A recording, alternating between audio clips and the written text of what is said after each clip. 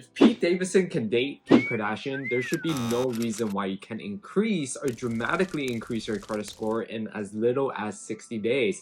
And I see people increase their scores in less than a month from anywhere between 670 outwards to 740 and even 600 to 750 by doing and focusing on these key things. So a lot of people ask about this, especially since it plays such a key component on securing approvals on your credit cards, mortgage, car loans, and more. And each of what makes up a credit score actually plays a huge component on the type of rates that you get at the end of the day. And it can make a huge difference, anywhere between 50 to 75 points, depending on where you are at with your credit score to when you actually apply and what the requirements are. And by fixing some of these key components and really understanding the process of what impact the credit score can ultimately help you guys get the best rate possible when it comes to your mortgage, loans, car loan, credit cards, and much more.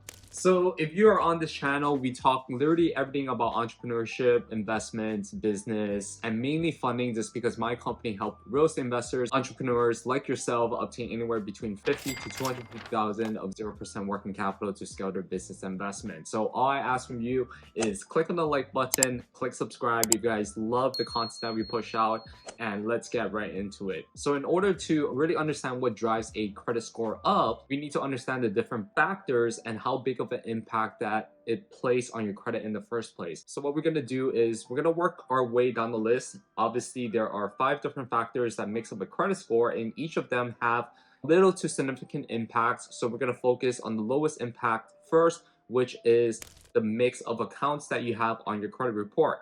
So the way that I like to think about it is, if I was the bank and I'm analyzing someone's credit report when it comes to the rates and the type of funding or lending option that they're applying for, I want to look at how diversified they are with the total amount of accounts that they have stated on their credit report. Similar to a high school or college transcript, the more experience that they have in different classes, the more it's applicable to me to really understand, hey, this sort of borrower have experience with different revolving accounts in the past, different debt products. Therefore, when it comes to asking for this specific lending product that they're applying for, I tend to trust them a lot more. So that's where the idea of mix of accounts really come in, and that's the perspective that you should put yourself on, is 10% of your credit score is really accumulated through the mixture of different accounts that you have, whether it's student loans, mortgages, car loans, revolving accounts that you have, or even installment loan, which is personal loans. It plays a significant role in how diversified you are as a borrower and how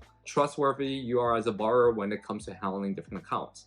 Number 2 is new credit, right? 10% of your FICO score is made up by how much new credit you have on your credit report. So now we have 10% of what impact your credit score is made up of new credit accounts. So basically it's a direct correlation to how much new accounts you've been applying for in X amount of time, specifically in the short term, right? And in the lender's perspective, it's very important for them to understand, hey, why is Felix applying for 8 to 10 accounts in just the past month? And they're gonna really question your intention behind it, because there are a lot of red flags gonna come up for them. They're gonna be like, hey, is Felix in a bad financial situation? Did he lose his job? Does he not have enough money in his reserve, in his savings account? That's why he's, applying for all of these credit lines, just so he can use it to live on a day-by-day basis. Is he going to be able to have enough money to pay off these credit lines? So sometimes they will question you depending on, how many new accounts you have in X period of time, usually in the short term wise. So it's like you have to be mindful of how you play this. There are strategic process that we personally help, a lot of our investors with and business owners with, where you can work around this by applying for a bunch of accounts, but also maximizing the amount of limits that you have without the bank seeing what other accounts you've been applying for, right? So just be mindful of that. In the beginning, it might be helpful that you apply for a bunch of accounts just to build your credit report and build your credit profile. But as you get to the season stage of your credit report, it's best if you don't apply for all of those accounts at once, or if you plan to do so, just make sure you work with an expert that provides the proper guidance in that sense, right? And then next up, what we have is 15%, which plays an impact of how much it affects your FICO score overall, and that is the length of your credit history. So that really comes down to how experienced you are as a borrower. And again, going back to graduating from college and going into the workforce, A lot of employers like to look for experience. Do you have more than 2 years, 5 years of corporate experience in this specific field in order to qualify to apply for this and potentially get this job?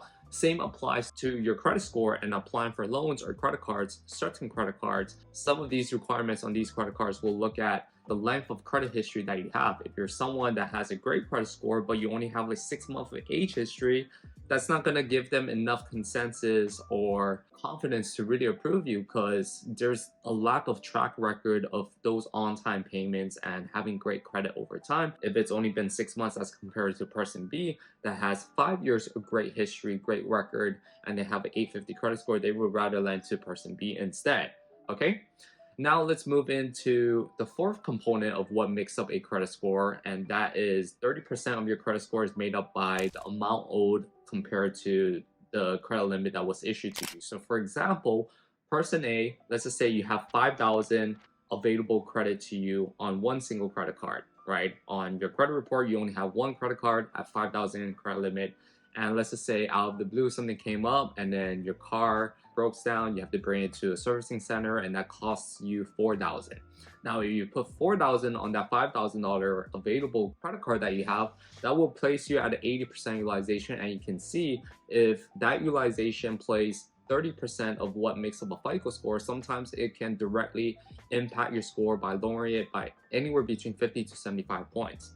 So this is why it's so beneficial for you to really pick out the right cards, ask for credit limit increases on your current accounts, because that will help you really dilute the spending power or expand your spending power and dilute what really impact the utilization rate across our accounts. So for example, 4,000 charge to fix my car on a $5,000 credit card that's only available to me, as compared to someone that has 100,000 of spending power available credit lines between 3 or 4 different cards at 25,000 each. If they spend $4,000 compared to the available credit lines that they have, that's only 4% utilization. And the rule of thumb is to keep it under 30%, because banks like to see that you're not using more than a third of the available credit lines to you, to look at you as a reputable borrower in the first place. Last but not least, we have payment history, which plays 35% of your credit score. So payment history is literally the last one on the list, but it has the most impact on your credit score, is how timely you are with your payments. Are you someone that's on time, making the payment before the due date, making it on the due date, or are you always late, which is 30 days late, 60 days late, and sometimes you become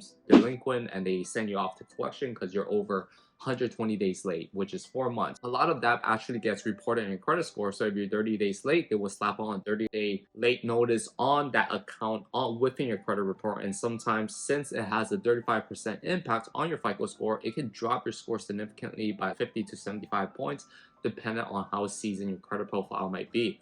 So just to give you guys a prime example, let's just say I have a friend A and a friend B. Friend A borrowed 5,000 from me. Friend B also borrowed 5,000 from me.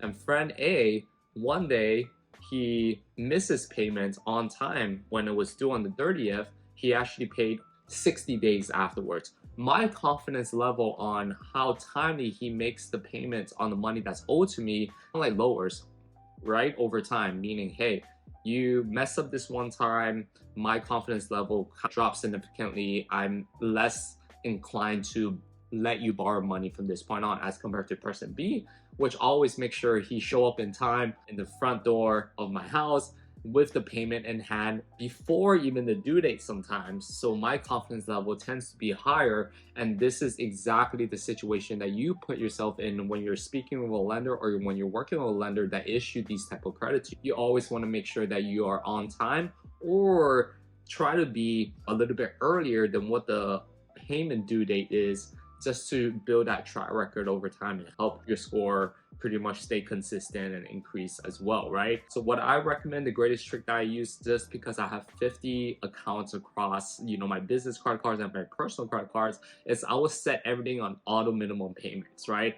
So setting everything on auto minimum payments, sometimes life gets in the way. I know we have a lot to deal with our career, relationships, family, etc. day to day and the last thing we want to do is just make sure we go through all of the credit accounts that we have and make sure that we're sending the payment on the desired due date that it's stated on. You want to set everything in the settings section in auto payments. So every single month, on a specific date, it pulls money from your checking account to pay off what the minimum balance is due on that credit card account, so you don't have to worry about it. So that's one less of a headache that you have to deal with, because it pretty much automates everything for you, and you can just live your life as is without having to worry balancing all of these credit card accounts on when to pay off those accounts, right?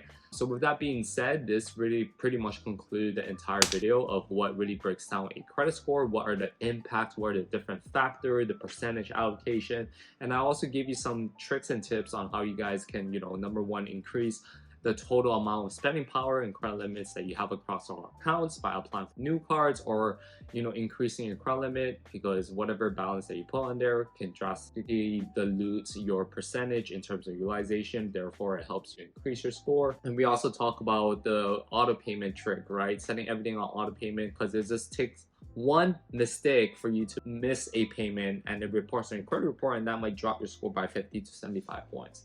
So I hope you guys enjoyed this video. Make sure to click like, subscribe, and comment below, and I'll be sure to make content around this topic. Without further ado, I'll see you guys in the next video.